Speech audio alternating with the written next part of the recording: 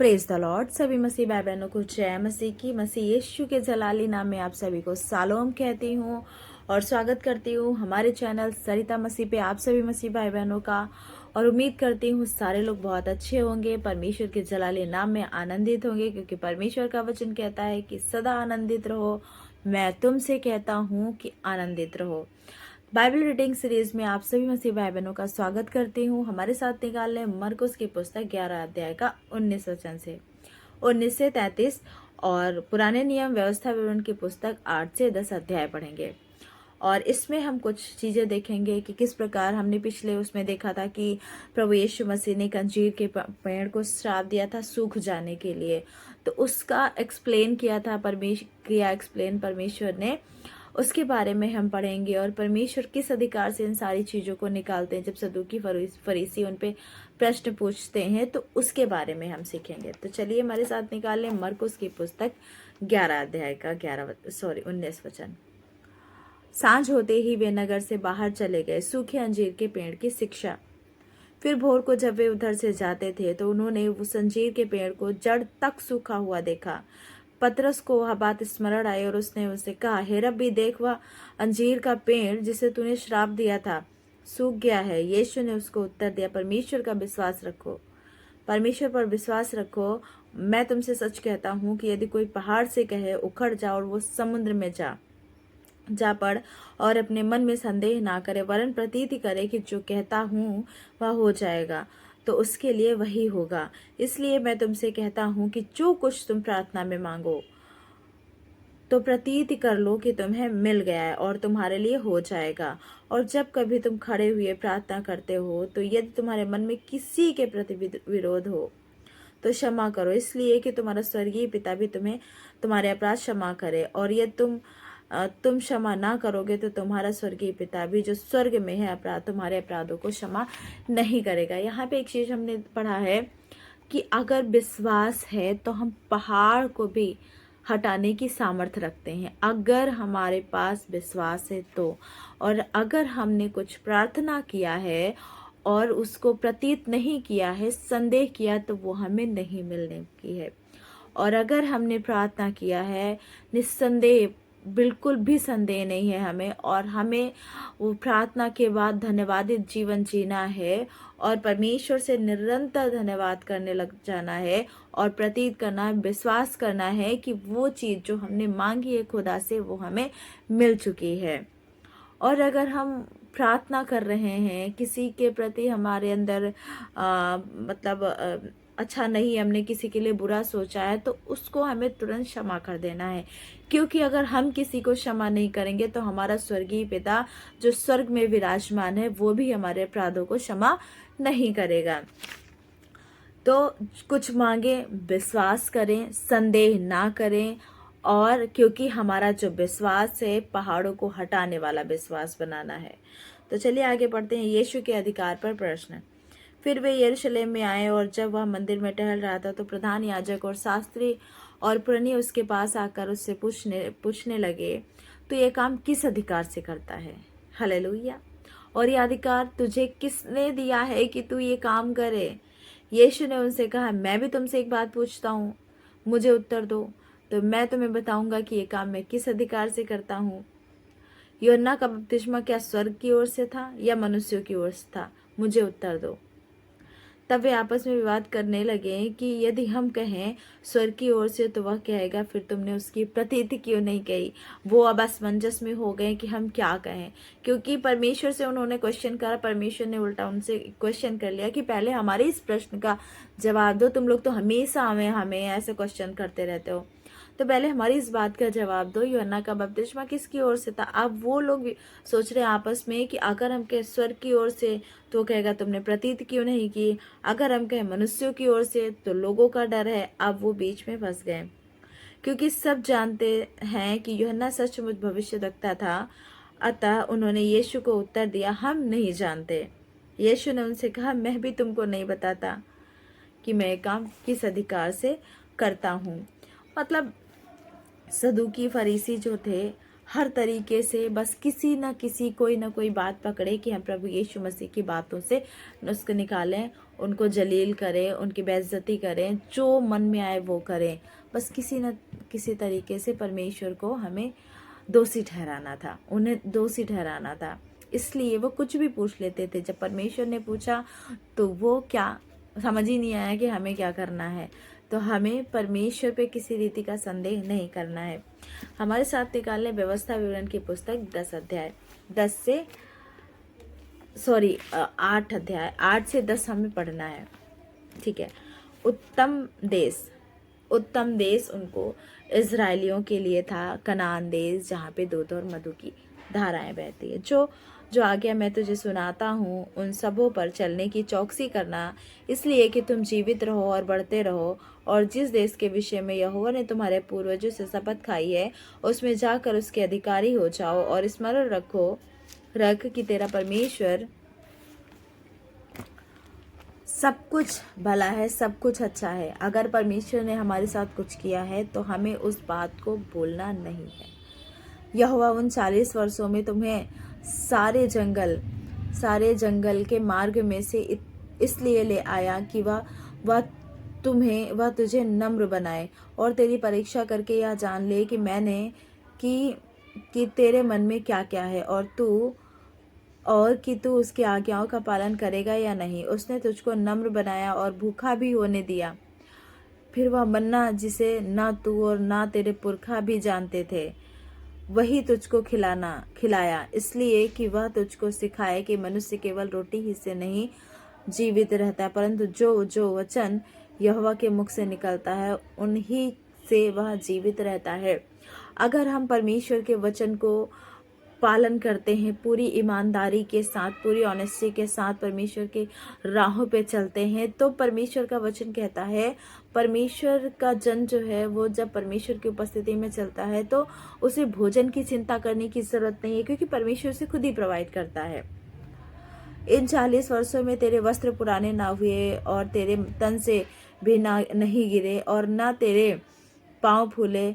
फिर अपने मन में यह तो विचार कर कि जैसा कोई अपने बेटे को ताड़ना देता है वैसा ही तेरा परमेश्वर यहोवा तुझको ताड़ना देता है। ताड़ना बहुत जरूरी है हमारे लिए, क्योंकि हम मनुष्य हैं। ये हमारा नेचर है कि हम कोई चीज देखते हैं उधर अट्रैक्ट हो जाते हैं। तो परमेश्वर हमें अगर हम उपस्थिति में है तो हमारा मन जो है अगर हम कुछ गलत करते हैं तो हमारे मन के अंदर वो परमेश्वर आवाज देता है कि नहीं ये गलत है, फिर हम वहीं से सुधर जाते हैं। और अगर हम फिर भी नहीं सुधरते हैं तो परमेश्वर हमें ताड़ना देता है। इसलिए अपने परमेश्वर यहोवा की आज्ञाओं का पालन करते हुए उसके मार्गों पर चलना और उसका भय मानते रहना, क्योंकि तेरा परमेश्वर यहोवा तुझे एक उत्तम देश में लिए जा रहा है जो जल की नदियों का और तराइयों और पहाड़ों से निकले हुए गहरे गहरे सोतों का देश है। फिर वह गेहूं और जौ, दाखलताओं, अंजीरों और अनारों का देश है, और तेल वाले जैतून और मधु का भी देश है। उस देश में अन्न की महंगी ना होगी और ना उसमें तुझे किसी पदार्थ की गति होगी। वहाँ के पत्थर लोहे के हैं और वहाँ के पहाड़ों में से तू तांबा खोद कर निकाल सकेगा और तू पेट भर खाएगा, और उस उत्तम देश के कारण जो तेरा परमेश्वर यहोवा तुझे देगा उसे धन्य मानेगा।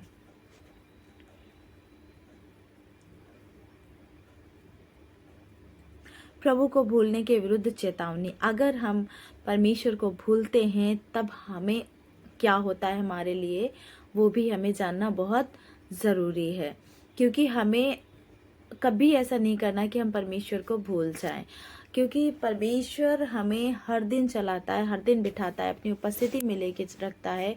तो हमें हमारा पूरी रिस्पॉन्सिबिलिटी है ये कि हम परमेश्वर को क्यों भूलें। हमें परमेश्वर जो हमें रोटी देता है हर दिन की, तो हमें उसको क्यों भूलना है। अगर हम भूलते हैं तो उसके विरुद्ध चेतावनियां भी हैं। इसलिए सावधान रहना, कहीं ऐसा ना हो कि अपने परमेश्वर यहोवा को भूलकर उसकी जो आज्ञा, नियम और विधि मैं तुझे सुनाता हूँ उनको मानना छोड़ दे। ऐसा ना हो कि जब तू खाकर तृप्त हो और अच्छे अच्छे घर बनाकर उनमें रहने लगे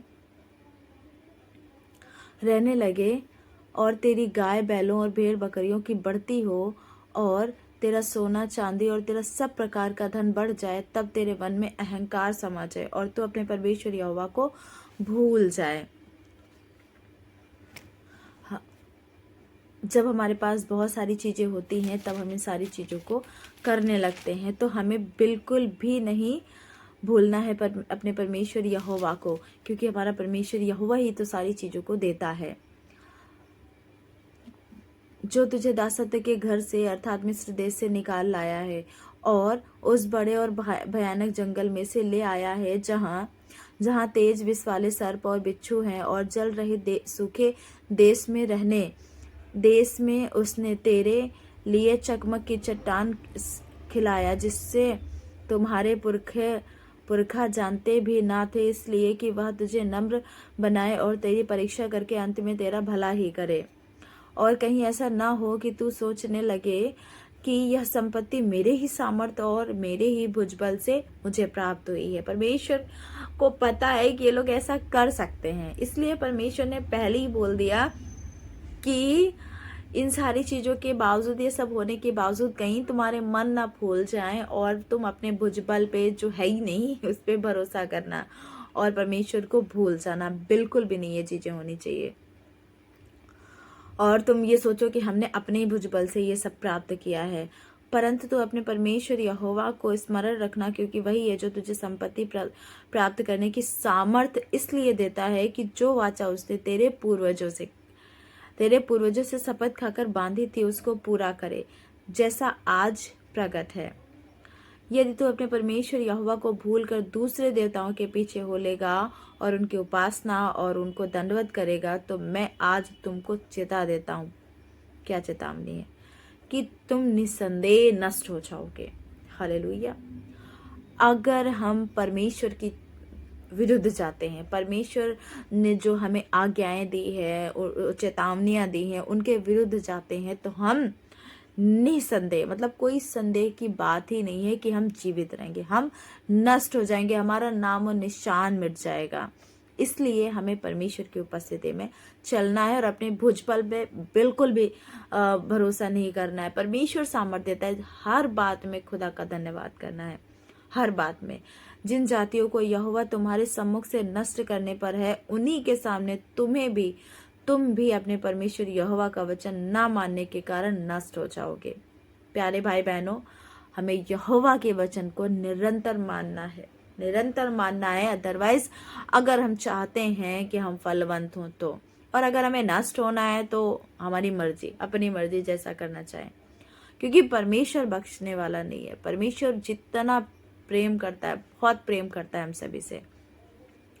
लोगों की अनाज्ञाकारिता।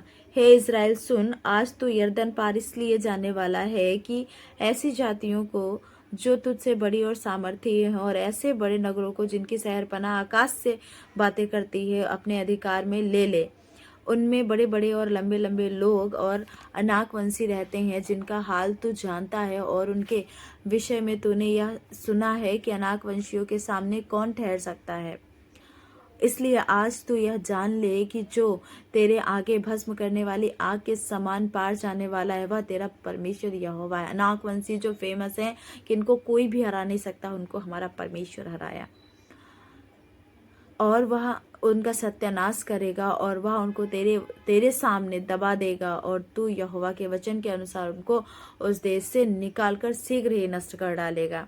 जब तेरा परमेश्वर यहोवा उन्हें तेरे सामने से निकाल चुके, तब यह ना सोचना कि यहोवा तेरे धर्म के कारण तुझे इस देश का अधिकारी होने को ले आया है, किंतु उन जातियों की दुष्टता ही के कारण यहोवा उनको तेरे सामने से निकालता है। उनका दुष्टता बहुत बढ़ गई थी, इसलिए परमेश्वर ने उनको निकालने की सोचा। तू जो उनके देश का अधिकारी होने के लिए जा रहा है, इसका कारण तेरा धर्म या मन की सिधाई नहीं है। हम जो उसके परमेश्वर का वचन साफ साफ कह रहा है इजरायलियों से, हमसे, कि हम जिस देश में रहने के लिए जा रहे हैं उस देश के लायक नहीं है, और ना ही हमारे मन की सिधाई, ना तो हम इतने अच्छे हैं जो परमेश्वर हमें वहां पे लेके जा रहा है। लेकिन इसका कारण तेरा धर्म या मन की सिधाई नहीं है, तेरा परमेश्वर यहोवा को, उन जातियों को तेरे सामने से निकालना है। उसका कारण उनकी दुष्टता है, और यह भी नहीं कि जो वचन उसने अब्राहम और इसहाक और याकूब तेरे पूर्वजों को शपथ खाकर दिया था, उसको वह पूरा करना चाहता है। परमेश्वर ने जो हमारे पूर्वजों से शपथ खाई थी उसको पूरा करना है। इसलिए यह जान ले कि तेरा परमेश्वर यहोवा जो तुझे वह अच्छा देश देता है कि तू उसका अधिकारी हो, उसे वह तेरे धर्म के कारण नहीं दे रहा है, क्योंकि तू तो एक हठीली जाति है। हमारे धर्म के कारण परमेश्वर ने नहीं दिया, हमें हठीली जाति हैं।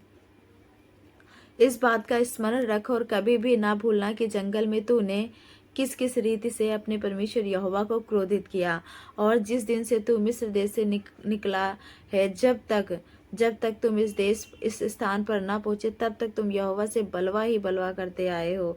फिर होरेब के पास भी तुमने यहोवा को क्रोधित किया, और वह क्रोधित होकर तुम्हें नष्ट करना चाहता था। जब मैं उस वाचा के पत्थर की पटियाओं को जो यहोवा ने तुमसे बांधी थी लेने के लिए पर्वत के ऊपर चढ़ गया, तब 40 दिन और 40 रात पर्वत ही के ऊपर रहा, और मैंने ना तो रोटी खाई ना पानी पिया। और यहोवा ने मुझे अपने ही हाथ की लिखी हुई पत्थर की दोनों पटियाओं को सौंप दिया, और वे ही वचन जिन्हें यहोवा ने पर्वत के ऊपर आग के मध्य में से सभा के दिनों में तुमसे कहे थे, उन सब पर लिखे हुए थे। और 40 दिन और 40 रात के बीत जाने पर यहोवा ने पत्थर की वे 2 वाचा की पटियाएं मुझे दे दी, और यहोवा ने मुझसे कहा, उठ यहाँ से झटपट नीचे जा, क्योंकि तेरी प्रजा के लोग जिनको तू मिस्र से निकाल लेकर आया है वे बिगड़ गए हैं। जिस मार्ग पर चलने की आज्ञा मैंने उन्हें दी थी उनको उन्होंने झटपट छोड़ दिया है, और अर्थात उन्होंने तुरंत अपने लिए एक मूर्ति ढालकर बना ली है। जो बछड़ा बनाया था उसकी बात है, और सारी चीजें याद दिला रहा है कि तुमने क्या क्या किया है। सारी चीजें स्मरण है परमेश्वर को कि तुमने मिस्र से निकलते ही कैसे कैसे बलवा किया। परमेश्वर हर एक जगह परमेश्वर को पता है।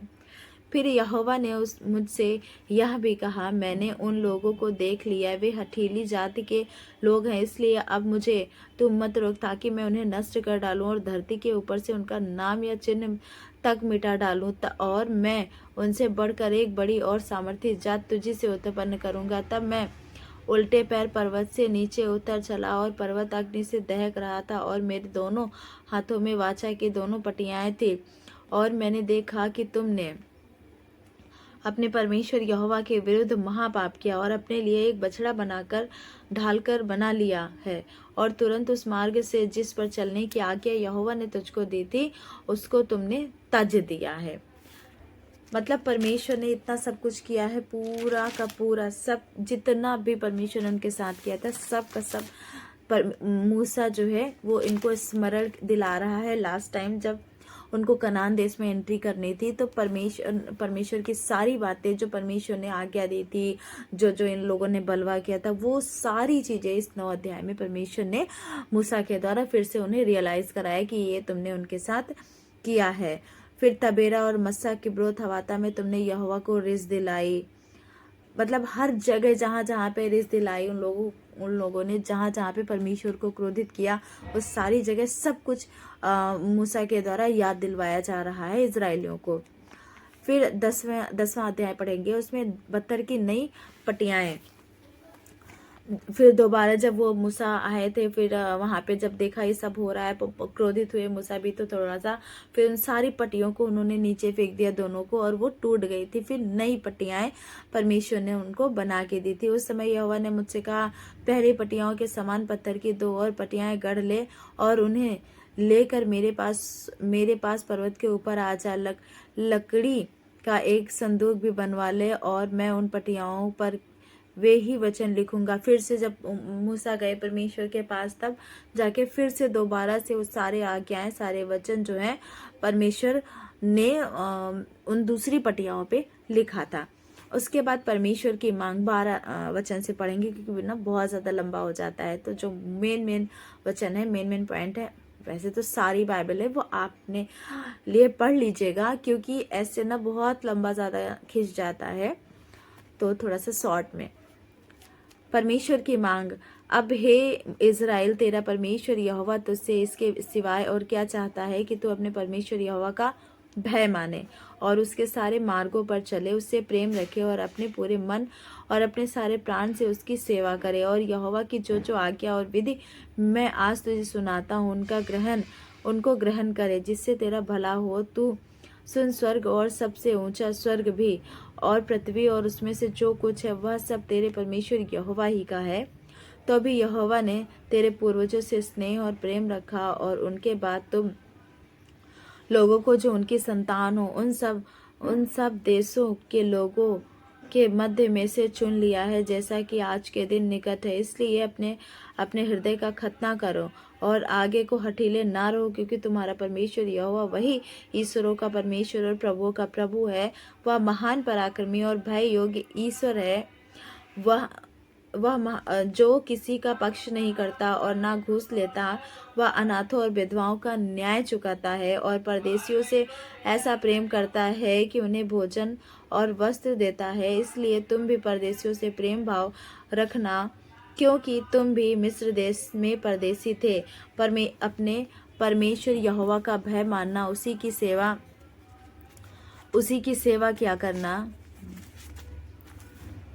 करना और उसी से लिपटे रहना और उसी के नाम की शपथ खाना, वही तुम्हारी स्तुति के योग्य है। और वही तेरा परमेश्वर है, जिसने तेरे साथ वे बड़े महत्व के और भयानक काम किए हैं, जिन्हें तूने अपनी आंखों से देखा है। तेरे पुरखा जब मिस्र में गए तब 70 ही मनुष्य थे, परंतु अब तेरे परमेश्वर यहोवा ने तेरी गिनती आकाश के तारों के समान बहुत कर दिया है। Hallelujah, praise the Lord. परमेश्वर का वचन यहाँ पे, जो परमेश्वर की मांग है, परमेश्वर की मांग हमसे कुछ भी नहीं है। परमेश्वर नहीं कहता कि तुम हमें हीरे जवाहरात चढ़ाओ। परमेश्वर नहीं कहता कि तुम हमें हर दिन कुछ ना कुछ पैसे रुपए चढ़ाओ। परमेश्वर ये सारी चीज़ों को नहीं मांगता। परमेश्वर मांगता है, परमेश्वर कहते हैं तो सिर्फ एक चीज़, कि उनकी आज्ञाओं को मानना, उनकी विधियों को मानना, उनकी चेतावनियों को मानना, उन्होंने जो मार्ग बनाए हैं, उन्होंने जो नियम दिए हैं हमें, उन नियमों को पालन करना, उनकी इच्छाओं पर चलना, उनके विरुद्ध नहीं जाना। सिर्फ और सिर्फ परमेश्वर की यही इच्छाएं हैं हमारे लिए, और हमें चाहिए कि हम परमेश्वर की बातों को सुने। और लास्ट टाइम मूसा यही बताते हैं इजरायलियों से कि परमेश्वर से बलवा नहीं करना किसी भी रीति से, सिर्फ परमेश्वर से मोहब्बत करो, परमेश्वर की आज्ञाओं को मानो, अपने पूरे सारे मन तन से सब कुछ से परमेश्वर की इबादत करो, परमेश्वर का भय मानो। और स्मरण दिला रहा है कि तुम जब वहाँ पे गए थे मिस्र देश में 70 लोग थे, और अब इतना कर दिया जिस प्रकार परमेश्वर ने अब्राहम से किया था, मैं तेरे वंश को तारों के समान और धूल के किनकों के समान कर दूंगा। उसी रीति परमेश्वर यहाँ पे मूसा याद दिलाते हैं कि तुम गए थे तो 70 लोग थे, और अब देखो कितने सारे लोग हो गए हो। तो परमेश्वर ने किस प्रकार आप सभी को आशीष दी है, और अब सिर्फ और सिर्फ एक काम करना है कि परमेश्वर का बलवा नहीं करना है। हमने नए नियम में सीखा कि जो कुछ हम प्रार्थना में मांगे प्रतीत कर ले, संदेह ना करें, क्योंकि विश्वास जो है हमारा हमें सब कुछ दिलाता है। और नए नियम में हमें परमेश्वर अपने प्रति प्रेम दिखाता है कि परमेश्वर ने हमारे जीवन में क्या क्या किया, हम क्या थे। हमारी गवाही जब हम देखते हैं, अपना पुराना जीवन देखते हैं और नया जीवन देखते हैं, तो परमेश्वर ने किस प्रकार हमारे जीवन को बदल कर रख दिया है। तो हमारे प्यारे भाई बहनों, आज के वीडियो में अगर आपने कुछ सीखा है या फिर कोई वचन आपको अच्छा लगे तो हमें कमेंट्स करके ज़रूर बताइए। और परमेश्वर की उपस्थिति में आप सभी और मैं आगे बढ़ते चले, परमेश्वर का वचन हर एक घुटना झुके, हर एक जुबान परमेश्वर का अंगीकार करे, तो ये वचन पूरा हो सारी दुनिया में। और परमेश्वर आप सभी को बहुत आशीष दे। सभी को जय मसीह की।